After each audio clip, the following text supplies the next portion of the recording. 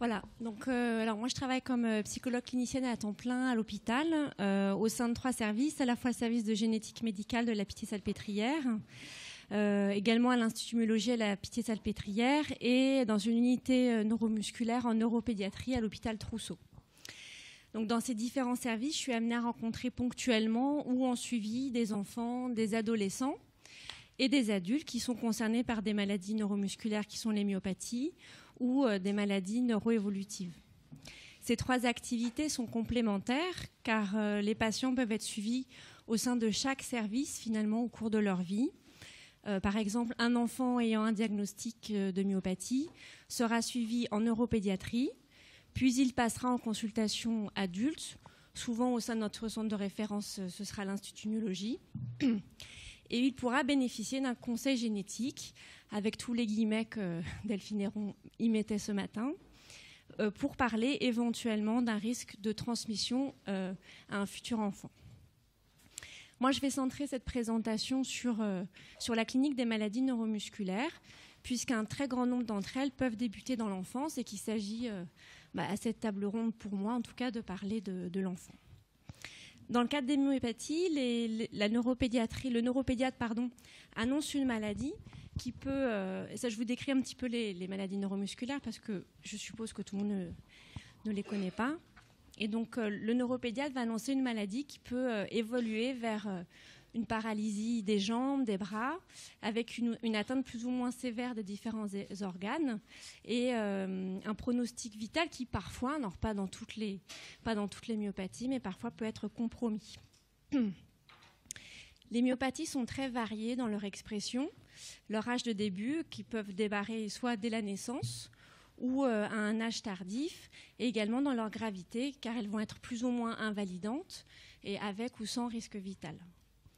Pour autant, elles ont tout au moins 4 points communs. Elles restent à ce jour incurables, elles sont toutes évolutives, elles peuvent aussi impliquer un ou plusieurs handicaps, puisqu'elles impliquent, ça vous l'avez compris, un handicap moteur, mais elles peuvent également impliquer un handicap cognitif.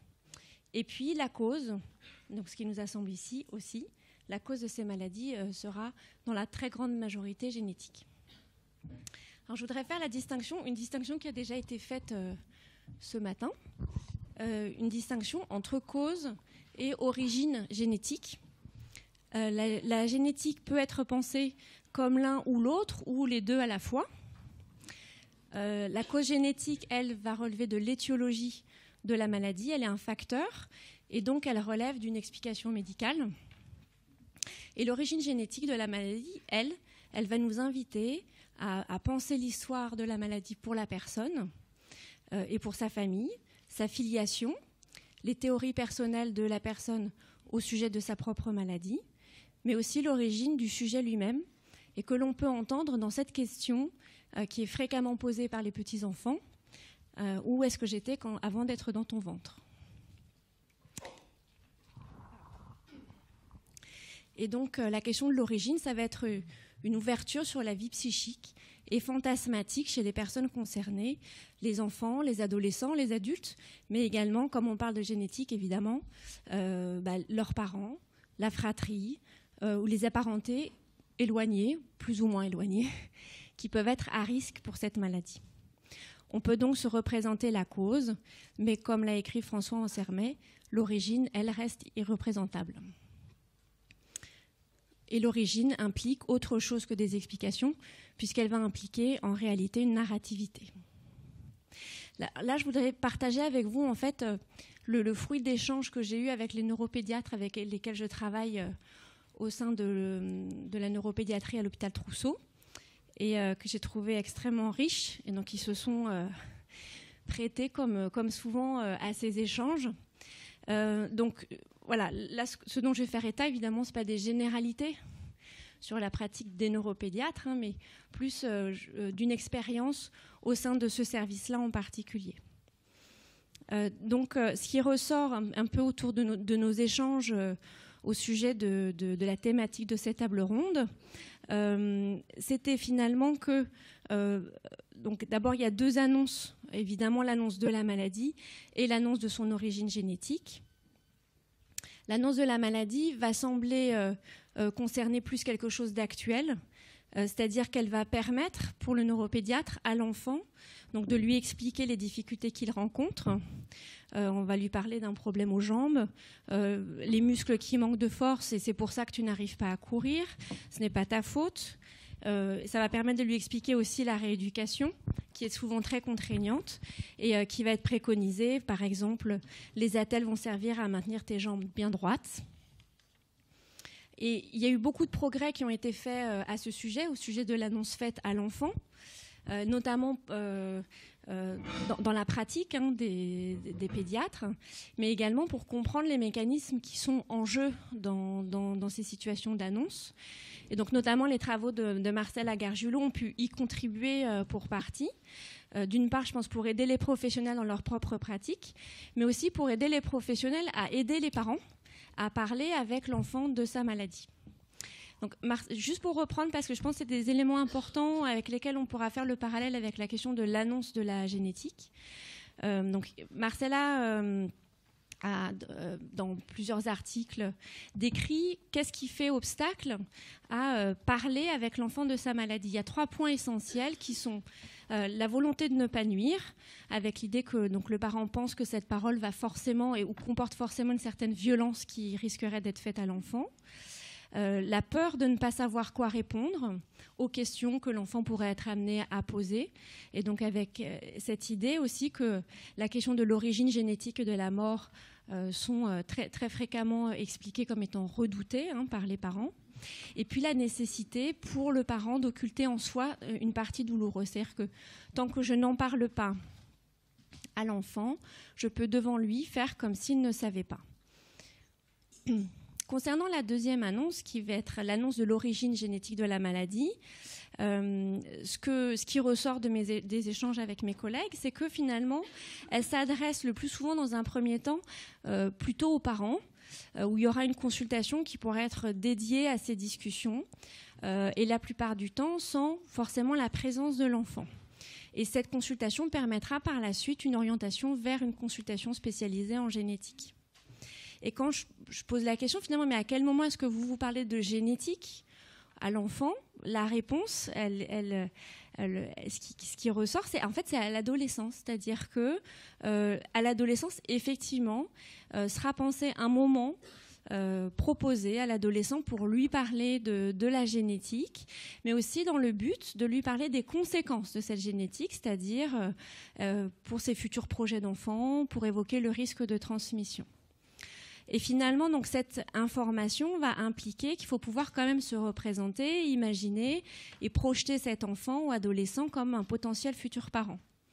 Or, on sait qu'il y a certaines myopathies, comme par exemple la myopathie Duchenne, qui est une myopathie parmi les myopathies très sévères que l'on connaît, et donc qui peut impliquer un décès précoce à un âge de jeune adulte, par exemple.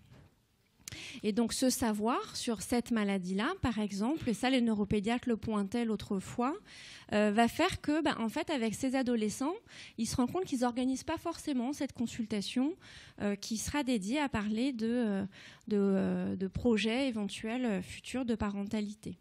Et donc, le fait de connaître la maladie et donc d'anticiper ou de prédire son évolution va être pris comme presque une réalité déjà réalisée et donc peut empêcher la discussion qui pourrait avoir lieu avec ces patients-là. Et donc, certains adolescents vont donc échapper à cette consultation. Alors, et qu'est-ce qui pourrait être dit finalement à ce sujet aux enfants ? Parce que ça paraît très compliqué en fait d'emblée pour les médecins. Et donc il y a plusieurs choses pour faire un peu le parallèle avec le travail de Marcella sur ce qui fait obstacle pour annoncer la maladie ou parler de la maladie avec l'enfant. Il y a plusieurs choses qui font obstacle là pour le médecin. Potentiellement la porte de nuire aux parents, en disant c'est trop violent, ce serait comme de dire à l'enfant, tu vois, c'est ton papa et ta maman qui t'ont donné la maladie, et donc ce serait comme de les désigner coupables. Et donc le médecin peut, lui, à ce moment-là, se vivre comme agresseur des parents, auquel, à ce moment-là, il s'identifie très fortement dans le même temps. Et donc, il souligne aussi la nécessité là de tenir compte aussi de où en est le parent par rapport à cette information-là, de savoir qu'ils ont effectivement, soit l'un, soit l'autre, soit les deux dans le cas de maladies récessives, pu transmettre la maladie à leur enfant. Un autre point qui ressort, c'est la peur que l'enfant le reproche par la suite à ses parents. Si on lui dit, il va leur balancer ça au visage. Ça, c'est quelque chose qui arrive assez spontanément. Et donc, en particulier à l'adolescence, qui paraît assez paradoxal avec le fait que finalement, c'est précisément la période adolescente qui va être choisie en même temps pour organiser cette consultation d'information aux patients. Et puis, un troisième point qui ressort, c'est que finalement, qui concerne les représentations de l'enfant et de ses besoins. Et donc, c'est que finalement, l'enfant serait plus centré sur son vécu actuel, des conséquences de la maladie, sur sa rééducation, les opérations, les contraintes, les examens, et que finalement, il aurait plus besoin d'explications à ce sujet-là que concernant l'origine de la maladie. L'idée peut venir comme ça, que finalement, il ne pose pas tellement la question en consultation, mais alors, est-ce qu'il se pose la question? Est-ce qu'il a besoin qu'on lui parle de ça? Qu'est-ce qu'il en ferait? Donc voilà, ça c'est vraiment ce qui peut faire obstacle du côté du médecin pour parler de génétique avec l'enfant. Alors, et en même temps, il est très facilement admis que l'enfant sait. Ce n'est pas l'idée qu'il ne sait pas, qu'il ignore, qu'il ne se rend pas compte. C'est vraiment, mais il sait. On pense qu'il y a une connaissance implicite de cette hérédité-là. Voilà. Et donc, effectivement, c'est vrai que l'enfant, il va entendre quand même au cours des consultations les mots qui vont venir de façon assez récurrente, finalement, qui seront les mots génétique, risque, hérédité, ou parfois certains parents qui auront besoin d'aborder la question de projet de future grossesse, par exemple, et du risque de transmission. Et sans être abordé explicitement, le diagnostic prénatal, lui, pourra être en toile de fond dans certaines consultations. Alors la question, ces mots, qu'est-ce qu'ils vont devenir pour l'enfant ? Quel sens vont-ils prendre? Est-ce qu'il se sentira autorisé à poser la question? On peut se dire, et l'expérience montre qu'il est probable que non. Alors, je rappelle ici quand même l'exercice très délicat qui est celui de la pédiatrie, vraiment pour mes collègues neuropédiatres, parce que ça implique vraiment dans ces consultations d'avoir plusieurs interlocuteurs, de tenir compte de l'enfant, de ses parents, donc de sa mère, de son père en général, et chacun en tant qu'individu et appartenant aussi à un système d'interdépendance. Donc, on ne peut jamais aussi envisager l'enfant en dehors de ses parents. Donc, le médecin, il a affaire quand même avec tout un ensemble qui est quand même très, très complexe. Et puis, il peut avoir affaire lui-même aussi avec ses propres mouvements d'identification, tantôt à l'enfant, tantôt au père, tantôt à la mère. Voilà. Alors, il ressort ici donc que la question génétique peut être, en tout cas dans les échanges avec mes collègues, là ressortait comme plus prise comme une causalité. Et donc, évidemment, c'est très en lien avec la formation médicale, et donc forcément impliquer l'idée d'un sentiment de culpabilité chez le parent. Et donc, et un autre élément, c'est la cause et la conséquence, puisque ce qui fait qu'on décide de parler donc de l'origine génétique de la maladie, c'est pour parler des conséquences, à savoir le risque de transmission et l'éventualité d'avoir recours plus tard à un diagnostic prénatal, par exemple. Et donc, au fond, la question reste toujours ouverte. Ça veut dire quoi, parler de l'origine génétique de sa maladie à l'enfant, et c'est à qui de le faire, finalement. Alors, moi, je voulais illustrer toute cette problématique à travers deux situations très récentes. Donc la première va concerner là, une petite fille de 6 ans que j'ai vue pour la première fois avec ses parents. Donc on l'appellera Mariam. Elle va au CP. Donc Mariam a un diagnostic d'amyotrophie spinale de type 3, c'est-à-dire que elle va perdre, on sait qu'elle va perdre progressivement la force des muscles. Actuellement, elle marche, elle est marchante, mais elle a du mal à monter les escaliers, elle est obligée de s'aider de ses bras, elle n'arrive pas à courir, elle est quand même gênée dans ses jeux d'enfant, et elle a tout à fait conscience de la différence entre elle et ses camarades. Elle a 3 frères et sœurs âgés de 11 ans, 10 ans et 9 ans qui sont en bonne santé. Et donc la neuropédiatre me demande de la voir parce que les parents racontent une situation de souffrance à l'école. Donc les parents et Mariam me racontent qu'il y a une petite fille qui la maltraite à l'école, se moque d'elle, donc elle se moque de sa façon de monter les escaliers, elle rigole parce que je ne sais pas courir, et puis elle cherche à inciter les autres élèves à se moquer en disant, voilà, quand Mariam sera en fauteuil roulant, on se moquera d'elle. Mariam en est évidemment très touchée et malheureuse, et sa mère la retrouve en larmes un matin avant de partir à l'école. Elle lui demande, mais donc Mariam demande à sa mère, est-ce que c'est vrai que je suis handicapée et que j'aurai un fauteuil roulant ? Et donc sa mère, pour la consoler, lui dit, et donc probablement pour se consoler également elle-même, elle dit, non, t'es pas handicapée et t'auras pas besoin d'un fauteuil roulant. Alors, il se trouve que Mariam, en réalité, elle a déjà, de façon ponctuelle, recours à la poussette lorsqu'elle est trop fatiguée de marcher. Et que dans ce contexte, du coup, le fauteuil a déjà été discuté et préconisé par la neuropédiatre. Donc la situation à l'école, elle, a été prise en compte par les adultes, et donc j'étais pas vraiment sollicitée sur cette question-là, mais plutôt la situation qui a été apportée là par Mariam et ses parents révèle comment sont traités le handicap, la maladie et son évolution au sein de la famille, et donc aussi entre Mariam et ses parents. Cette élève indélicate, violente et méchante, dira Mariam, a mis les pieds dans le plat et elle lui a dit ce qu'on ne lui disait pas, à savoir que, oui, elle est handicapée et qu'elle aura probablement besoin d'un fauteuil roulant. Et tout cela surgit d'une façon très violente, bousculant les mécanismes mis en place par les parents pour supporter le diagnostic. À certains moments du récit, donc sur ce que vit Mariam à l'école, les parents se mettent à parler moins fort, presque à voix basse, comme pour que leur fille n'entende pas. Ils diront qu'ils ont peur de réactiver sa tristesse à elle. Donc le lapsus, leur tristesse à eux aussi. Et lorsque je sollicite Mariam sur ce qu'elle pense du mot handicap et de ce que ça signifie, ce qu'il signifie pour elle, la petite fille fera comme ses parents, elle se met à parler à voix basse, elle porte des regards de côté en direction de ses parents, presque comme pour vérifier leur réaction. Et il est clair à ce moment-là que Mariam, à son tour, cherche à voir ce qu'elle peut dire en présence de ses parents et à les protéger aussi des questions qu'elle se pose.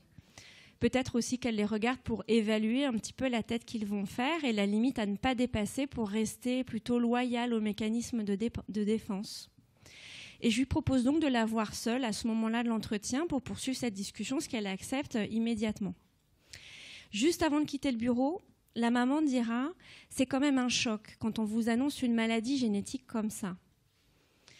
Donc, je fais ici un lien théorique avec également les travaux de Marcella Gargiulo et la notion de transparence psychique de l'enfant, où l'enfant a perdu son statut de sujet, de celui qui reçoit une parole et la comprend, et ce, malgré la volonté des adultes de protéger l'enfant.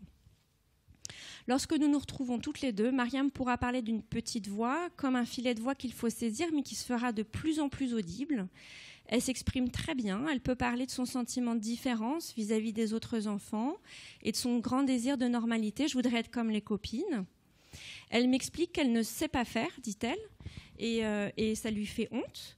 Ce que je traduis aussi d'une autre façon entre ce qu'elle ne peut pas faire ou éprouve des difficultés à faire du fait de la faiblesse musculaire de ses jambes. Elle s'exprime également sur sa peur du fauteuil roulant, mais invoque très rapidement les mots de sa mère comme pour se rassurer. Finalement, la question restera quand même en suspens. Je me demande quand même si ça peut arriver. Et enfin, Mariam montrera sa quête de sens aux deux questions qu'elle posera, avec deux questions qu'elle posera à la suite l'une de l'autre et qui feront alors fortement écho à cette phrase énoncée par la mère. C'est quand même un choc quand on vous annonce une maladie génétique. Elle va dire « Pourquoi est-ce que je suis la seule à avoir ce problème ?» Donc moi, j'entends au sein de sa famille, en particulier au sein de sa fratrie. Et elle dira ensuite « Je me demande bien qui me l'a donné ». C'était très fort parce qu'en plus, cet entretien a eu lieu vraiment dans les quelques heures qui ont suivi mon échange avec mes collègues neuropédiatres qui se disaient « Mais est-ce que les enfants ils se posent vraiment cette question-là ?» Donc, je sais pas, peut-être mon inconscient aussi parler à l'inconscient de cette petite fille. Donc voilà, est-ce qu'elle parle en termes de transmission, de contamination ou d'intentionnalité ? Voilà, comme ces trois questions restent posées. Et s'il fallait encore une preuve de la quête de sens chez l'enfant pour ce qui le concerne et pour ce qui concerne les choses de la vie, cette situation l'illustre à nouveau. Mais ça reste important de distinguer aussi la quête de sens et le désir de savoir, parce que effectivement, une de mes collègues, quand je lui ai relaté cet entretien, m'a dit « Mais oui, mais moi, si elle m'avait posé la question, je ne sais pas qu'est-ce que j'y aurais répondu finalement à Mariam. » Donc c'est dans l'idée que aussi, il faut pouvoir évaluer. Finalement, l'enfant pose une question, mais est-ce que ça veut dire qu'il a envie de savoir ? Et est-ce qu'il faut forcément répondre à cette question-là de but en blanc ? Et la suite reste à venir, puisque en fait, je les ai rencontrés cette semaine et que donc je le reverrai dans quelques temps. Je voulais juste reprendre un peu cette question par rapport à un travail que j'ai réalisé il y a longtemps sous la direction de Régine Selle pour mon travail de DEA, qui portait sur l'annonce à l'enfant et ce qui ressortait de comment les enfants parlent de la génétique. Donc j'avais rencontré un tout petit échantillon d'enfants, c'était quelque chose de très qualitatif, mais dans les discours des enfants, à aucun moment les termes ni de gène, ni d'héréditaire, ni familial, ni génétique n'étaient ressortis, mais par contre, à travers notamment le dessin d'un enfant atteint d'une maladie liée à l'X, donc la myopathie du chêne, donc c'est une maladie qui s'exprime uniquement chez les garçons. Les filles peuvent être porteuses, mais n'exprimeront pas, ou dans très rares cas, la maladie. Et donc, ce garçon avait dessiné la famille. Et donc, il avait rayé le garçon. Et finalement, il avait conclu, mais en fait, les parents préfèrent avoir des filles. Donc là, ça dit quand même quelque chose de ce savoir, effectivement, sur la génétique dans la maladie. Je ne sais pas. Voilà, c'est parfait. Et donc j'ai une deuxième situation que je voulais vous proposer, où là on voit que quand trop dire peut être nocif. On a reçu récemment donc un couple au sein du service de génétique, monsieur et madame D, dont la femme est atteinte d'une maladie de Charcot-Marie-Tooth de type 1A. Donc c'est une maladie autosomique dominante, c'est-à-dire que les garçons et les filles peuvent être atteints.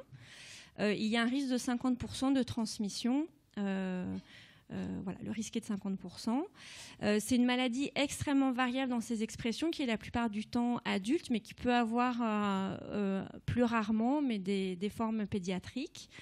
Et donc, il n'y a pas de risque vital dans cette maladie-là. Et donc, encore une fois, elle est à expressivité très variable.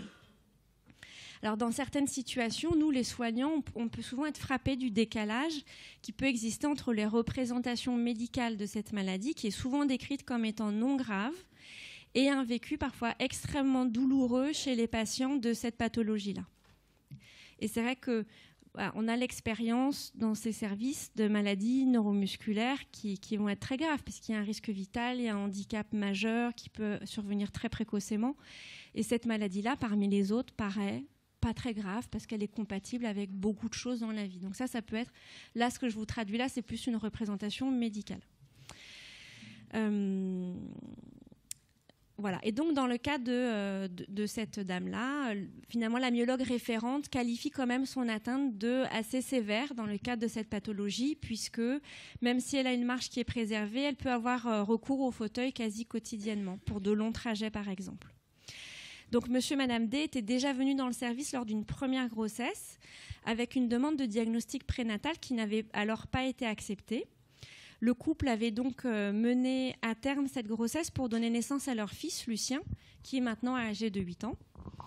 Lucien, lui, est donc également atteint de la maladie de sa mère. Il a recours au fauteuil de façon très ponctuelle lorsqu'il se fatigue à la marche. Pour une deuxième grossesse, le couple s'est adressé à une autre consultation et donc a eu recours à un diagnostic prénatal, puis à une interruption médicale de grossesse suite à un résultat défavorable. Et donc c'est à l'occasion de la troisième grossesse chez ce couple, donc qui revient au sein de notre consultation, que moi je les rencontre pour la première fois. Et donc en tout, jusqu'à présent, il y a eu 3 entretiens qui ont eu lieu. Alors, juste pour assez brièvement, mais expliquer un petit peu le parcours des couples qui font une demande de diagnostic prénatal. Les couples s'adressent à un centre pluridisciplinaire de diagnostic prénatal, au sein duquel ils rencontrent un généticien, un psychologue, un gynécologue obstétricien. Et donc, il y a un staff de diagnostic prénatal qui va discuter les demandes au cas par cas. Et ce staff de DPN est le garant légal et éthique du diagnostic prénatal, et donc en particulier concernant les décisions de recours à une interruption médicale de grossesse. Voilà, et donc ces discussions-là sont particulièrement complexes d'un point de vue éthique lorsqu'il s'agit de pathologies comme celle-ci, où il y a une très grande variabilité d'expressivité de la maladie. Alors là, le but n'est pas tellement de discuter de la décision qui a été issue de ces discussions. Donc finalement, le diagnostic prénatal a été accepté pour cette demande, pour cette 3e grossesse. Mais moi, ce qui m'intéressait là, c'était plutôt de s'intéresser à tout ce qui avait été en jeu dans la demande de ce couple, et en particulier de cette femme. Elle dit donc éprouver une très grande culpabilité d'avoir transmis la maladie à son fils, dont elle perçoit qu'il en souffre. Cette culpabilité est devenue insupportable depuis qu'il lui adresse des reproches. Pour lui, tout ce qui peut lui arriver de mauvais, c'est à cause de la maladie. Dans ces moments-là, il dit « c'est toi qui m'as donné cette maladie ». Et donc elle dit qu'elle se sent meurtrie. Voilà, elle se sent une mère meurtrie. Or, ces reproches ne viennent pas de nulle part. Bon, bien sûr, oui, on sait, elle lui a transmis la maladie. Et il n'y a jamais eu de secret sur ce point-là entre les parents et Lucien, puisque ça lui a été dit. Mais ce qui semble motiver là les reproches de Lucien, c'est que Madame D lui a en réalité expliqué également les raisons de l'arrêt de la grossesse précédente. Celle-ci lui avait été annoncée assez tôt. Et donc, pour justifier l'arrêt de la grossesse, Madame D, alors dit-elle, sans l'avoir vraiment décidé, c'est-à-dire quelque chose l'a poussée à le faire. D'ailleurs, son mari n'était pas au courant à ce moment-là qu'elle allait parler à leur fils. Et donc, elle a expliqué à son fils qu'ils avaient décidé d'une interruption de grossesse car le bébé aurait été atteint de la même maladie que eux.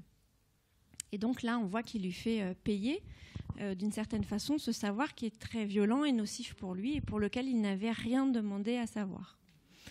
Madame D s'explique très difficilement ce qui a pu la pousser à donner ces informations qui recèlent une extrême violence pour son fils. Alors, c'est extrêmement violent, on l'entend, parce que ça peut signifier qu'elle n'en veut pas un autre comme lui, qu'elle aurait décidé de l'interrompre lui s'il y avait eu un DPN, ou encore, il pourrait fantasmer que si lui, il a la maladie, c'est peut-être que sa mère en a décidé ainsi, puisqu'elle pourrait décider différemment pour d'autres enfants. Et donc, ce que l'enfant peut entendre dans cette démarche de diagnostic prénatal réitéré à chaque grossesse, c'est aussi peut-être qu'elle ne veut pas de lui. Dans tous les cas, elle peut être perçue comme toute puissante, ayant un pouvoir de vie et de mort sur ses enfants. Tout ce que Madame D pourra dire dans un premier temps, c'est qu'elle a voulu dire la vérité à son fils, sans pour autant parvenir réellement à se mettre à sa place à lui et à en mesurer les effets. Et c'est seulement plus tard, après le résultat malheureusement défavorable pour cette 3e grossesse, que Madame D parlera d'elle-même et de son propre vécu de solitude, d'incompréhension de la part des adultes qui ne lui ont jamais rien dit au sujet de sa maladie et qui n'ont pas pu reconnaître qu'elle la faisait souffrir. A-t-elle voulu dire la vérité à laquelle elle n'avait pas eu droit au sujet de ce qui lui arrivait, elle, enfant ? Ou bien elle a voulu dire la vérité au sujet de cette part de haine de l'enfant handicapé et d'elle-même à travers lui. Les reproches de Lucien à sa mère sont venus renforcer en tout cas l'idée qu'il faut faire un diagnostic prénatal pour cette 3e grossesse. Et dans notre expérience clinique, c'est un argument qui est très souvent exprimé par les couples pour faire un diagnostic prénatal. Souvent, les couples disent c'est pour ne pas que l'enfant nous reproche plus tard d'avoir transmis alors qu'on savait qu'on aurait pu l'éviter.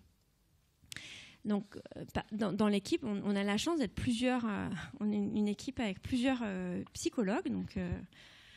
Et donc, j'ai une de mes collègues, Stéphanie Starassi, qui souligne très régulièrement lors des staffs que cela suppose donc, de la part des couples, une réponse qu'on pourrait dire préventive agressive dans l'acte de l'interruption médicale de grossesse à l'égard de cet enfant fantasmé. Et pour autant, notre expérience clinique, dans cette expérience, il s'agit plutôt réellement de fantasmes que de réels scénarios qui se réalisent, car il est très rare que les enfants expriment ce sentiment vis-à-vis de leurs parents atteints. Et puis les témoignages de parents aussi qui vont dans ce sens sont assez rares, excepté dans les situations où il y a des problèmes relationnels. Et donc, on peut se demander s'il n'y a pas, dans le cas de Madame D, une sorte de renversement où, plutôt que de dire « il pourrait me le reprocher plus tard », ne faudrait-il pas dire « je pourrais lui reprocher plus tard d'être malade », comme une traduction de cette ambivalence normale du parent vis-à-vis de l'enfant, mais qui est là amplifiée par la situation de handicap génétique. Madame D ressent une très grande culpabilité liée à la maladie de son fils, mais une culpabilité qui semble agir encore plus et qui, elle, est refoulée, c'est celle d'avoir envisagé l'interruption médicale de grossesse, donc au début de la grossesse de Lucien, parce qu'il y avait une demande de prénatal qui n'avait pas été acceptée à l'époque. Et donc d'ailleurs, dans un petit moment de confusion au cours de l'entretien, elle dira « si j'avais su qu'il était porteur, je pense que j'aurais interrompu ». Et donc, suite à ce dernier entretien, Madame D a accepté la mise en place d'un suivi régulier avec moi, comme je lui ai proposé. Alors, pour conclure, en fait, les premières questions, finalement, c'est à qui de la faire, de faire cette annonce et d'en parler. On peut se dire, c'est quand même un peu l'affaire de tous. Et puis, l'idée que si on ne fait pas dès le départ la distinction entre cause et origine, il peut y avoir un malentendu essentiel qui pourrait amener un adulte bien intentionné à parler à l'enfant qui aura posé la question, quand elle peut être posée, d'où vient ma maladie ? Et donc à parler plus de la cause de la maladie, c'est-à-dire en donner d'emblée des explications de transmission génétique, plutôt qu'à parler avec lui de son origine. Un récit d'origine qui permettrait donc une mise en récit, de poser des hypothèses, ou de permettre également de parler de ce qui reste et restera toujours l'origine de la naissance d'un enfant, la question du désir.